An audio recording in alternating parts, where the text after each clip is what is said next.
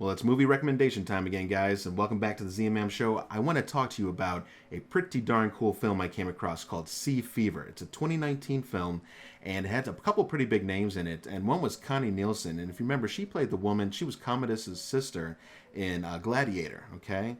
But this movie was pretty darn neat, and I like it because it's kind of isolation style, so I'm getting like The Thing, if you will. You basically have this small crew vessel that's going out on the water, and they're going to go do their fish catch and all that other good stuff. And then there's a marine biologist, a female, who is on board, and she's going to like take samples and do some things along the way. Well, anyways, they come across this kind of freaky type algae that's way out in this remote part of the waters due to basically them not finding fish and getting out there. And again, I'm not going to spoil it too much for you, but I'm just giving you this synopsis, right?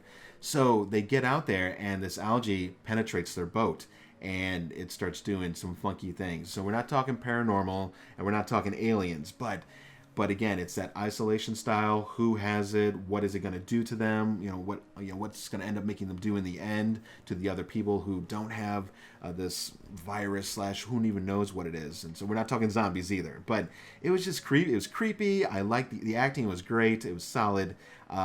Also, even though I had in my mind who I thought was going to survive, it wasn't that person in the end, which I thought was also super amazing. I love movies where it keeps you guessing and it's not so obvious about which characters are going to live in the end, if any of them live for that matter. So we'll put that out there.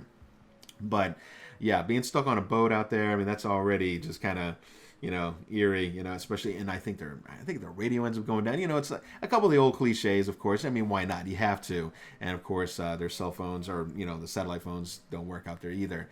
And yeah, it was weird how this stuff ends up affecting the people, and it just had a really good feeling to it. So if you get a chance, please get out there, watch Sea Fever, and come back out and let's talk about it just a little bit, or maybe one of the future videos if you remember.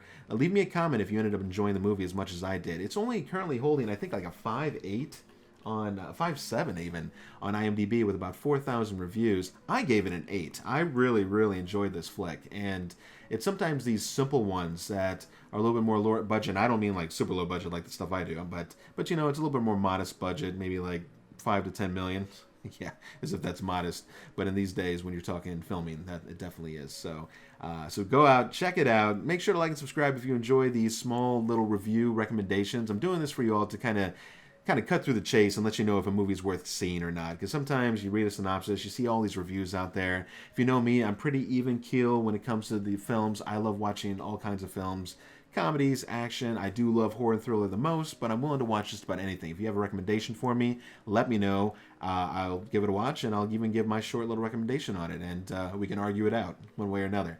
So this is Mike with the ZMM Show. I hope you enjoyed this small talk on Sea Fever, again, 2019 flick, and hopefully I will see you guys at the next review. See ya.